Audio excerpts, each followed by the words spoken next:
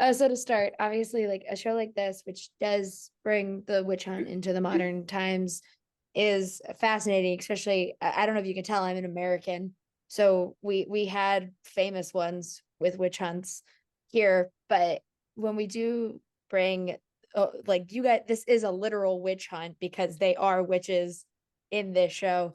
What is the fun for you guys as actresses to kind of get to dive into something like this? Because it is such a fun concept with, even though it is a very dark show, to get to literally live in the witch hunt as it is, because we're so kind of far removed that we do kind of glamorize it in Hollywood a lot of times. And so to see it in this way is kind of fascinating to me.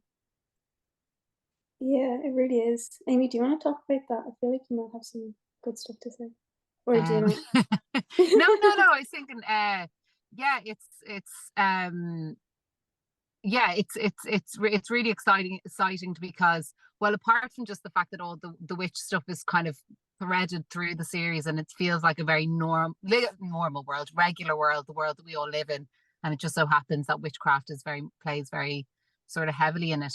But what was really kind of fun about being in the witch hunt, I think we can say that much anyway, but yeah, like, that kind of thing, is it felt very reflective of kind of modern day in a funny way, that kind of the mob mentality, the sort of the lack of kind of, if you question something, so the whole joke is like, oh, don't want to get cancelled, these kind of things. That it felt like it was kind of almost like we were kind of playing out a scenario kind of like that, but in this called kind of alternate world that was, Sanctuary.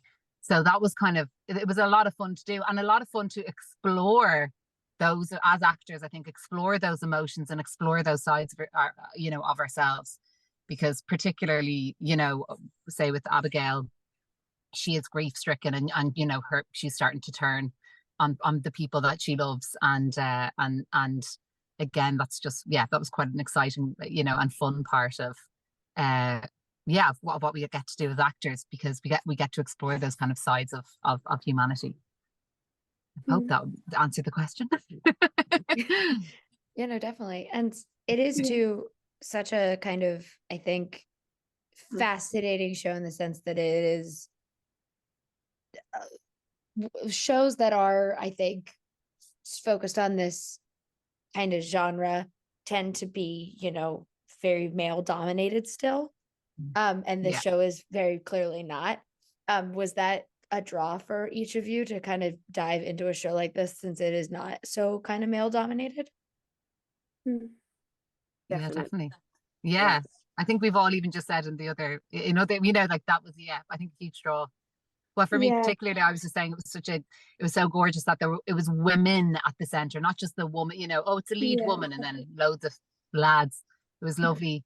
I guess we were getting to explore kind of, I suppose with me, my exploration of that character was like as a mother in the coven with, them, and then Hazel, gonna bounce it over to those guys. I feel like I'm talking a lot, but yeah, Hazel was with the kind of younger women, and so I'll let you guys Yeah. do want to take over.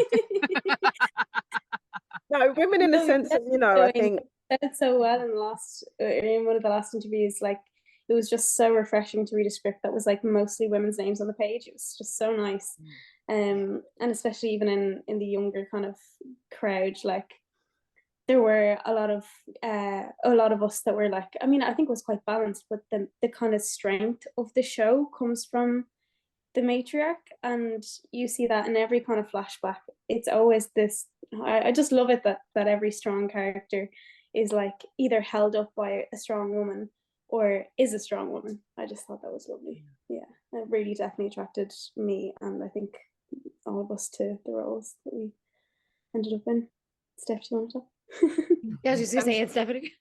Maggie, I think in terms of Maggie, her being a detective as well, I think there's just something so wonderful in that, because she's kind of reached the top of her career at a really young age. If we think Mhm. about it, she's a detective, but it feels like it's interesting to see the dynamics that she has with the men in the show, where she's actually just not allowed to do her job, and that then leads into things like self-doubt. And I would like to, being human as a human in the human existence, I think sometimes as women we do feel as if, well, I'll speak for myself, sometimes I do feel like, okay, well, I just want to be able to do what I do, and then self-doubt and things like that get in the way. So it's really nice to see the humanizing of the detective, because in a lot of shows where there is a detective, you don't really get to see that side of the kind of the thing that's at the back, because the mask that she wears in front of everyone isn't necessarily what happens, in the back of her mind, and when she's at home and